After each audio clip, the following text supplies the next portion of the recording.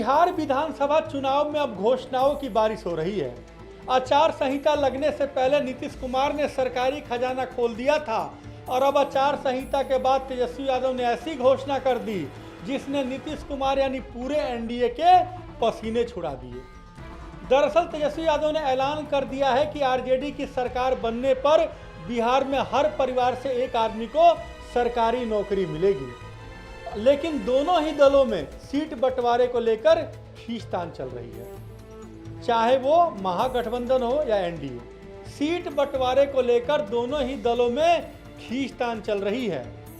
दोनों ही दलों के नेता है वो नाराज है, वो चाहते हैं कि उनके मन के मुताबिक सीट मिले, लेकिन घोषणाओं की बारिश हो रही है। अब ऐसे में प्रशांत किशोर की पार्टी जनसुराज के उम्मीदवारों की आई पहली लिस्ट ने दोनों ही दलों के पसीने छुड़ा दिए हैं। दरअसल जनसुराज ने गुरुवार को अपनी पहली 51 उम्मीदवारों की लिस्ट जारी की है और इस लिस्ट ने बिहार की सियासत में भूचाल ला दिया है, क्योंकि पीके ने इस बार उन लोगों को उठाया है जिनकी जनता में पैठ ज्यादा नहीं है, लेकिन हाँ समाज सेवा करने का जज्बा है। गोपालगंज की भोरे सीट से प्रीति किन्नर, एक ट्रांसजेंडर चेहरे को टिकट मिला है।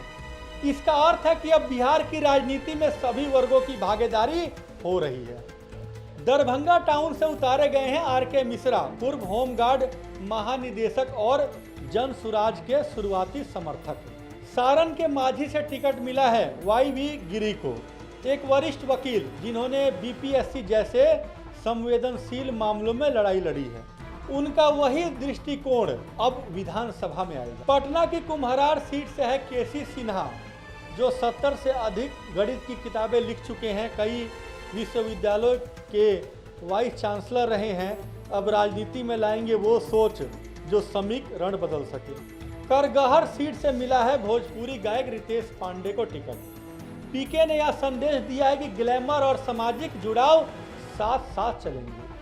मोरवा सीट से जागृति ठाकुर यानी कर्पूरी ठाकुर की पोती, जो डेंटिस्ट है और समाज सेविका भी है। पीके का कहना है कि वो सिर्फ ठाकुर की पोती नहीं, बिहार की नई सोच है। अस्थवा नालंदा से है लता सिंह, आरसीपी सिंह की बेटी, सुप्रीम कोर्ट की वकील। यह सीट कुर्मी बहुल है और लता उसी जाति से जुड़ी। 3 डॉक्टर भी है इस लिस्ट में। डॉक्टर अरुण कुमार IGIMS पूर्व निदेशक है और मटिहानी सीट। डॉक्टर लाल बाबू प्रसाद ढाका सीट मोतिहारी में क्लिनिक चलाते हैं। डॉक्टर अमित कुमार दास मुजफ्फरपुर से स्थानीय फिजिशियन हैं। पीके का दावा है कि हमारे उम्मीदवारों में एक भी बाहुबली नहीं होगा। ये वो चेहरे हैं जो समाज को सुधारने आए हैं, सत्ता का स्वाद चखने नहीं। वहीं दूसरी तरफ एनडीए और महागठबंधन में अभी भी सीट बंटवारे को लेकर जहोजहद जारी है। चाहे वो रामविलास पासवान के बेटे चिराग पासवान हो या माझी गुट, दोनों ही नाराज है। मन मुताबिक सीट न मिलने से माझी ने तो यहाँ तक कह दिया कि हमें सम्मानजनक सीट चाहिए। आरजेडी गठबंधन में कांग्रेस वीआईपी अलग रुख ले रहे हैं।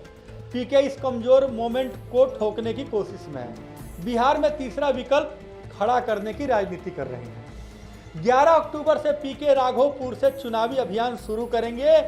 ये वही सीट है जहां तेजस्वी यादव एमएलए है। मतलब सीधा मुकाबला होना है जनता बनाम परिवारवाद। पीके का दावा है कि बिहार की सियासत में जनसुराज की नहीं, जन जागरण की लड़ाई है, जहां नेता नहीं लोग मैदान में हैं। इस बार न जात चलेगी न जाति, अब चलेगी पढ़े लिखे बिहारियों की बात। खैर ये तो आने वाला वक्त ही बताएगा कि जनता किसके सर जीत का सेहरा बांधती है। 14 नवंबर को पता चलेगा। आज के लिए इतना ही, कल फिर होगी आपसे मुलाकात। तब तक के लिए नमस्कार। रहा आपसे अपील है कि इस वीडियो को ज़्यादा से शेयर कीजिएगा ताकि सही लोगों तक सही जानकारी पहुंच जाए।